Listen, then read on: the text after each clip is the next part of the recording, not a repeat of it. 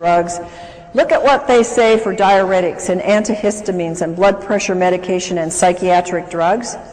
You will be shocked at the list of symptoms that are all what I'm telling you: vomiting, diarrhea, excessive thirst, swelling.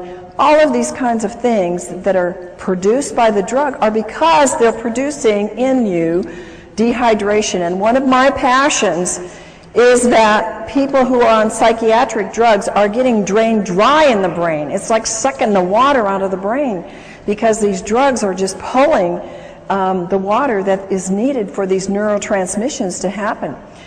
Another one of my passions is the babies that are coming into the world, because we now have a plethora of brain-injured children and children who can't function.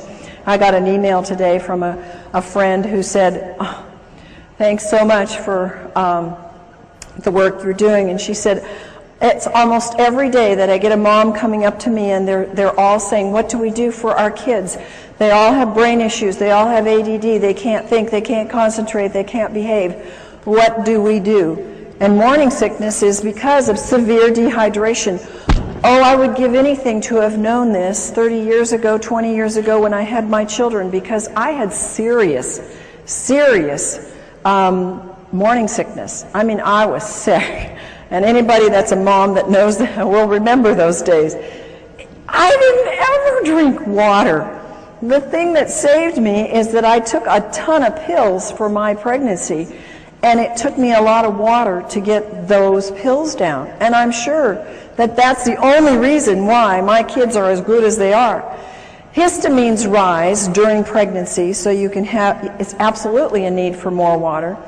And the amount of hydration that the fetus gets will determine its future in its structure and its function. Did you know that? Now, I want to make something clear to you, that I am not giving you the research notations under these, because you will get them in the book that's forthcoming on Your Brain on Water. And they will all be documented, because it will take too much time for us to go through that here. But all of these things that I'm telling you are documented in the research. Overweight. Do you think an overweight person is going to need 9 glasses of water a day to just metabolize what their body uses and throws off as waste? How many of you think that that'll be? No. But I would say 99.9% of the overweight people do not drink enough water, and that's probably one of the reasons why they're tending to be overweight. It takes more water for a heavier person to complete their digestive and eliminative processes, and dehydration will slow the metabolic rate down. And also, on the other hand, the right kind of water will speed up the metabolism. Water moves the fat deposits, but I must tell you, it must be negative ionized water, not positive charged water. In overweight, people get confused with hunger and thirst. Instead of going for water, they go for food, and so that creates more of an imbalance. And ionized water provides the energetic equivalent of food. Now, understand what that's saying. Regular water will not do this, but if you are trying to lose weight and you take the ionized water, it will actually provide energy. It's like a source of food to your cells so that you have energy and your body can burn the fat. Sun exposure causes dehydration.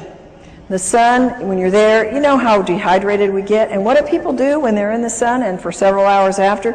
They go get carbonated, caffeinated, alcoholic sugar drinks, and every single one of those creates more dehydration.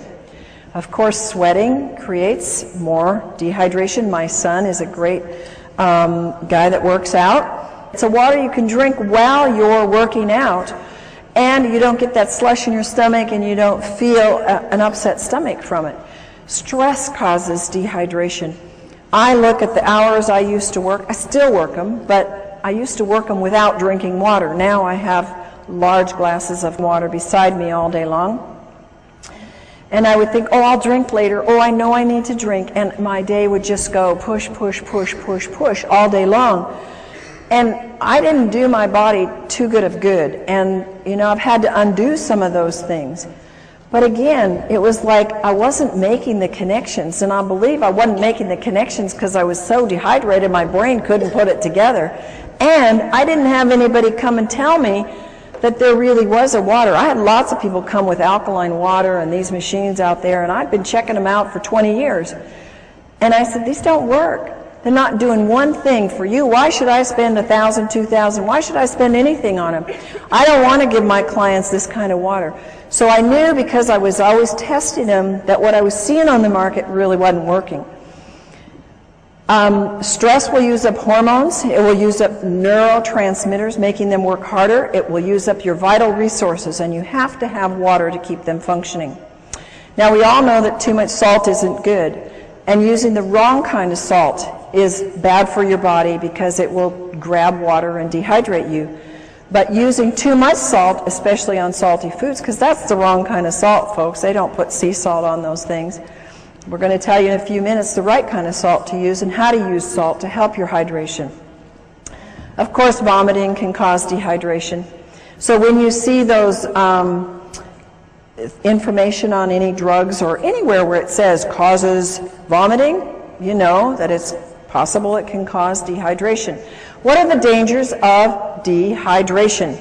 Well, if you're dehydrated as much as 5%, it can reduce in as much as 20 to 30% drop or make your physical activity go down. How many of you notice a drop in your energy when you're dehydrated? How many of you notice that when you take the right kind of water, ionized, microclustered water, you have an increase in energy? I mean, it's phenomenal what that can do, and if you take any supplements at all, it pushes them to the height of what they can do. So I can go 16-hour days now with no breaks and just, 10% reduction in your water can make you sick. 20% can even mean death. Isn't that amazing? Only 20% you can die. 1 to 2%, that's very, very little, folks, in your brain can mean that you have problems concentrating and thinking. How many of you know somebody, I wouldn't ask you if you had that problem, but how many of you know somebody that has that problem? I think we all do, and at times we all do. Dehydration is a cumulative. It comes together. You see, the average person drinks 160,000 gallons of water in a lifetime, and 75% of the citizens around the world in developed countries are chronically dehydrated. I would have never believed that before my experience with water personally and what I've seen with my clients and our brain participants in our brain center. It's absolutely true. People are so dehydrated. 1/3 of the Americans have such a weak thirst sensation that they mistake it for hunger. And look at the obesity that we have.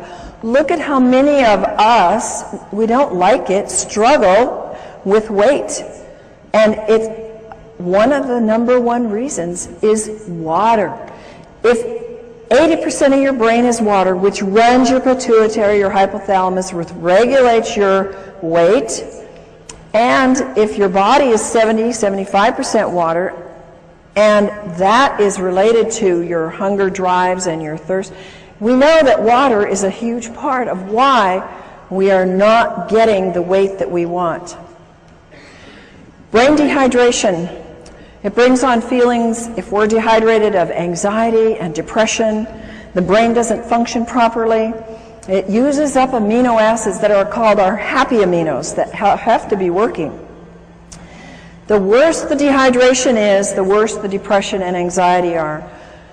I wish I could go back to my clients who had such severe depression that they chose to go to psychiatric drugs.